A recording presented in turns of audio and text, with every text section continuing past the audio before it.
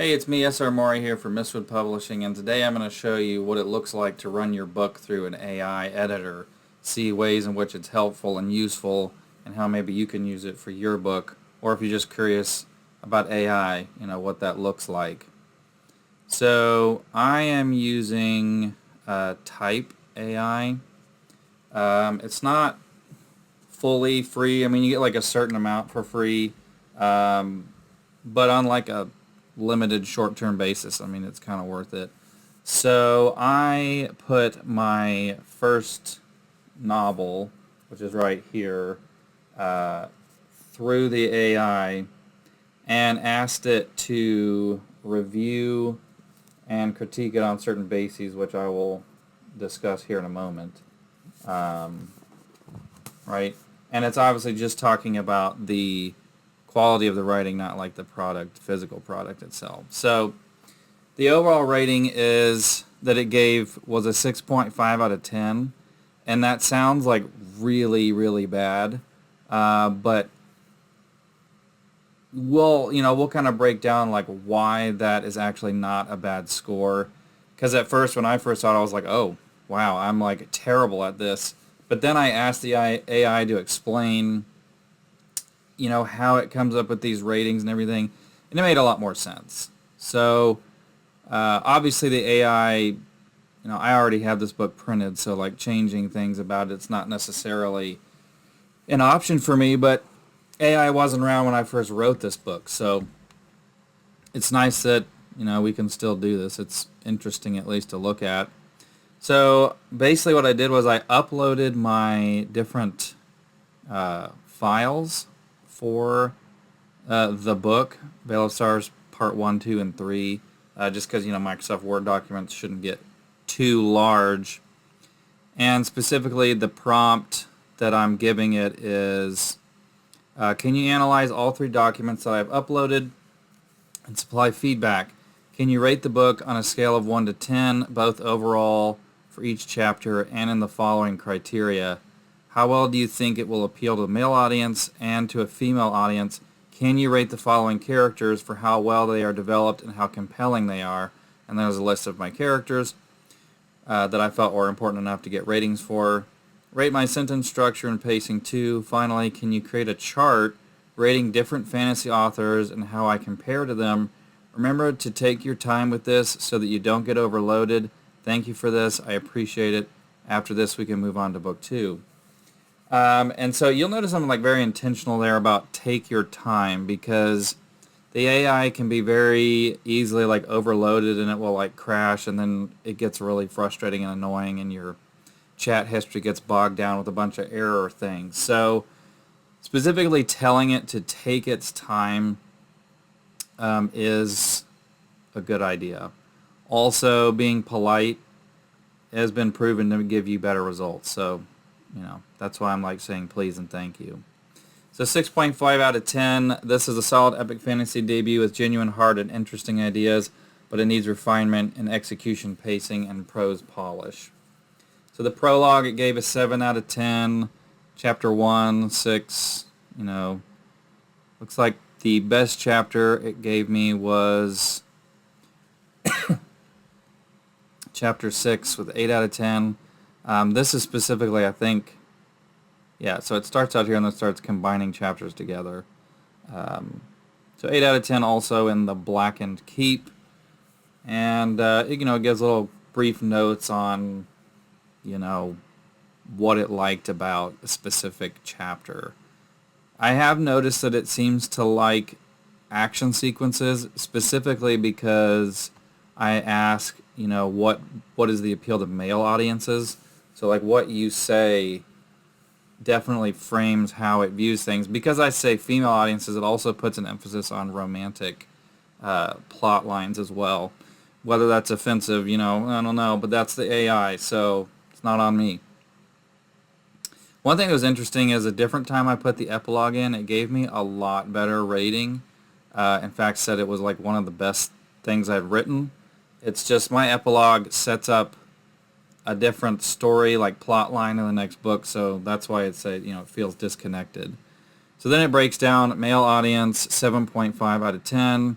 and it lists specific things that I'm good at, and even compares me to, okay, well, fans of Brandon Sanderson and Abercrombie will like this. Female audiences, 5.5 out of 10. To be fair, females aren't my target audience, so it's okay that that's a lower rating. The 7.5 for male audiences is really, that's a pretty good thing for me. And beyond that, the things they list are things that I knew would appeal to a male audience because I am a guy. Character development, it'll tell you like, okay, Narbad, which is my main character, is an 8 out of 10. Kind of like list off what you did good with him, what you did bad with him, maybe things that you could improve. So like weakness, occasionally too noble, perfect, some repetitive introspection. I don't consider that a bad thing, so that's fine with me. And I like, so Talia, my main female lead, if you will, they say that sometimes she's like very passive and that she relies heavily on other characters, which is something that I didn't really notice, but ever since I've been using this AI and it's brought it up several times, I'm kind of like, maybe that's a fair observation. Ruth, honestly, is meant to be pretty unlikable, so not too surprised he's a 6.5. Can go down. Neris got an 8.5. She is the highest rated character. Complex redemption arc, morally gray. Those of you that have read The Veil of Stars, you know why maybe this character got a higher rating. Most interesting antagonist turned ally. Spoiler alert. Tragic backstory, sensuality versus agency conflict. Weaknesses, maybe too sexualized, but that's kind of the whole point of the character, trying to make certain points about that in society. Your most complex character struggle between monster and woman is your best writing. The basilisk twist is clever. Sentence structure, 6 out of 10. And it'll tell you exactly like things that you do too often. Now, in a fantasy novel, it's pretty common to have a he said, she said redundancy, because when you have so many characters, you want to make sure that the reader knows who's talking. And yeah, I can understand where that's coming from, saying like maybe it's too much. At the same time, you shouldn't overestimate the reader. You shouldn't underestimate them, but you shouldn't overestimate them. And I have noticed that the AI, it's not perfect. So it will say like, well, you need to do this more, but you told me to take it away. Conflicting messages, if you will. Pacing. All right, so here's the charts. This is where I really want to get into. This was very helpful to me. So J.R.R. Tolkien is a 10 out of 10 world building, if that makes sense. They're giving Tolkien a 9 out of 10 overall. That to me is crazy. That definitely puts things into perspective. Brandon Sanderson is an 8.5. George R. Martin is a 9 out of 10. I would not put him on the same level as Tolkien personally. I think Martin is extremely boring. I have tried to read those books and I can't get through it because it's so slow and boring. Terry Brooks overall a 6.5 out of 10. So they've put me at the same rating as Terry Brooks. That's a pretty high compliment. R.A. Salvatore, who's probably my main inspiration, a 7 out of 10. So in terms of world building, me and Salvatore are the same. In terms of prose, I am the same as Terry Brooks and R.A. Salvatore. Character depth, same situation. The only aspect that these guys really beat me at is pacing, and which I do improve in my second book, as we'll come to find, and action, and that's just because R.A. Salvatore is the best at action. So again, I would not give Martin a 7 out of 10 for action. I don't understand that rating. A 6 out of 10 for Tolkien in that category, probably pretty fair, although the fight with Shelob and Sam is pretty darn epic. So my closest comparisons right there: major strengths, areas of improvement, And the nice thing is now that I have this, I can use it as I'm writing the next book, which will make it, you know, at least in theory, better. Now, AI doesn't always know best. You have to use discretion. But yeah. So you're right. You've written an ambitious, heartfelt epic fantasy with genuine emotional resonance. Narbad's journey and your themes of prejudice and redemption are compelling. The world feels lived in, and your action sequences show real skill. The main barriers to excellence are craft level prose needing polish, pacing needs tightening, and some characterization needs deepening. These are all flexible with revision. This is a 6.5 out of 10 book that could become an 8 out of 10 with focused revision.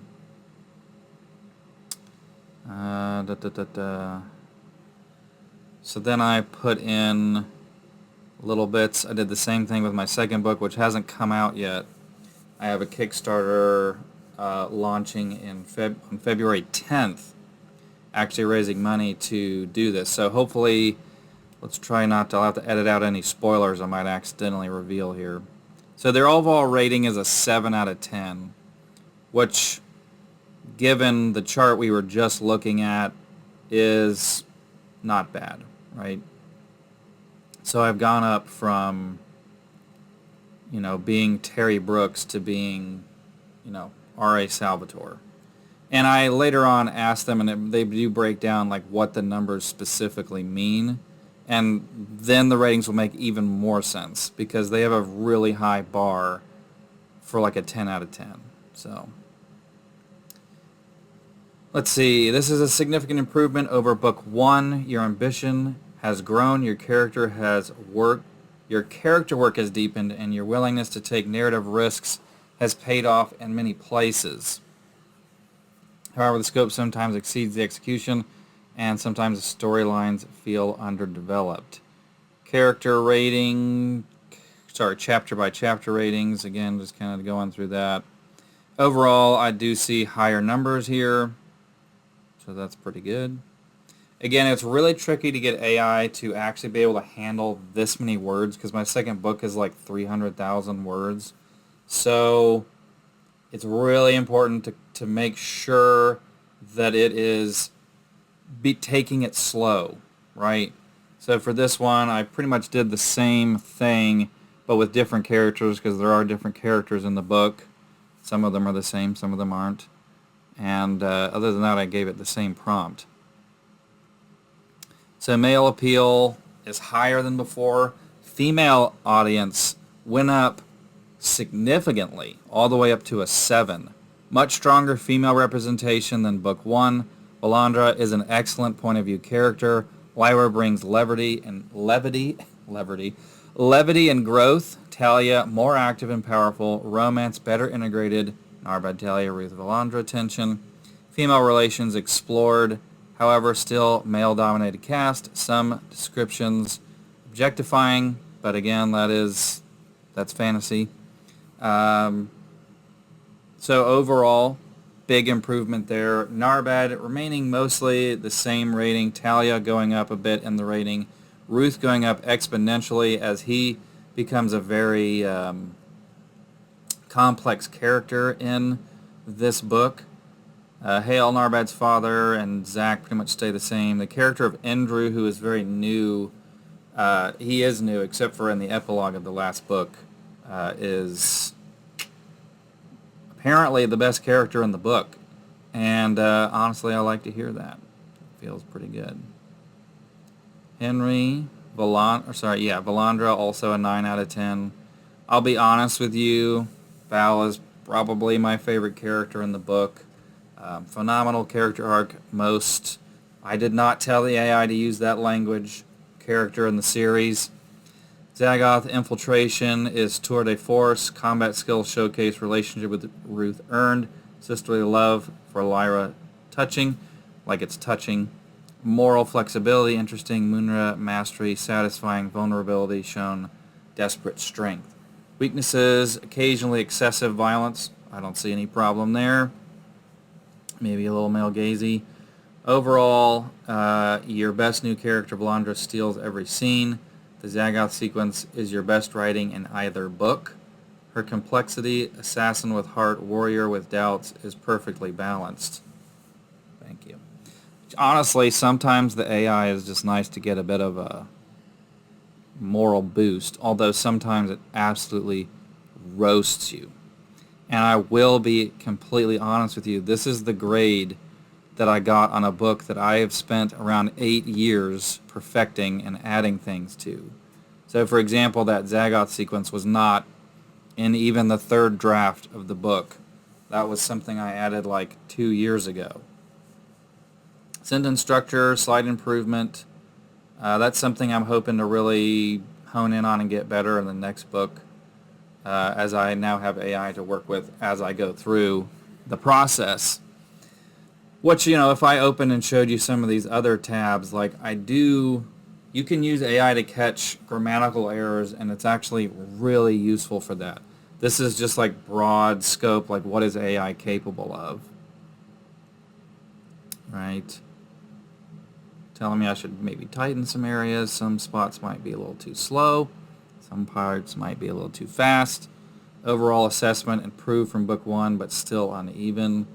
Cut 10 to 15% of travel scenes, which is weird because the editor I had gotten said that those were perfect. So here we have the chart again, but now it's comparing me from book 1 to book 2 as well. So world building goes up 0.5, prose quality goes up 0.5.